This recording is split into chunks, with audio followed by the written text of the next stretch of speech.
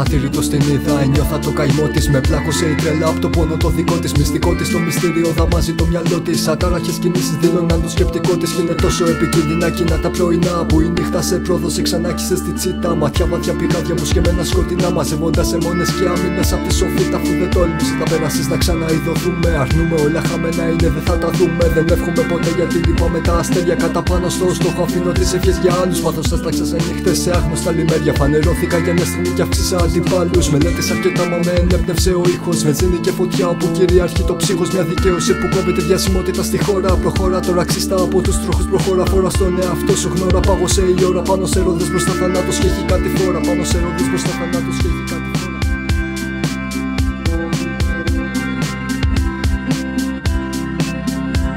Κάθε φορά που πάω να γράψω, σκοτεινιάζει το δωμάτιο και βγαίνω στο μπαλκόνι ένα τσιγάρο για να κάψω. Τις τάχτες μου τις ρίχνω με τις γλάστες μου ενέργεια στο φυτό για να προσάψω. Φωτισμός είναι μικρός ώστε να γράψω τα κομμάτια μου σε μέρη που παρέλυσε το εγώ πρωτού φωνάξω. Αναπτήρας μου τελειώνει μόνο σε κρίσιμες στιγμές. Ενώ τα σπίρτα μου φωνάς πως κυβερνάνε στο μπαλκόνι. Στις δύσκολες στιγμές ήταν εκεί αυτός που σήμερα κατέκρινε σε τρίτους και μετά σε κάνε σκόνη. Το μάθημα του παρελθόν ήταν το να σκεφτώ στα σοβαρά. Να μείνω μόνο σε ένα σπίτι με συγκάτοικους γατιά. Να μην αφήνουν ανθρώπους που να μπουν μες στην αυλή τους. Και όταν πεθάνω σαν συγκάτοικος να γίνω η τροφή τους. Με νιώθεις όταν γράφουμε ταυτόχρονα κουμπλές στον ουρανό. Ενώνονται οι μουσικές μας παραλήρημα τρελέ και παίρνω δύναμα από αυτό. Και όταν διαβάζουμε τους στίχους μας σε διάφορα σημεία πάντα βρίσκουμε κοινό.